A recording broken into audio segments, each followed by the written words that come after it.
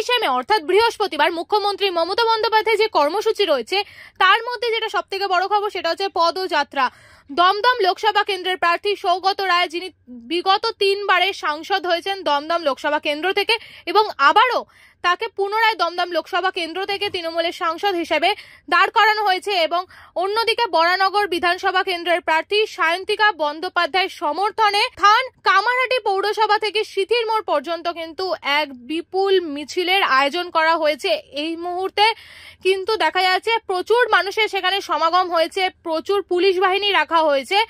সেই মিছিলের চিত্র কিন্তু সরাসরি আপনাদের সামনে আমরা তুলে ধরছি, দেখে নিন সেই ফুটেজ।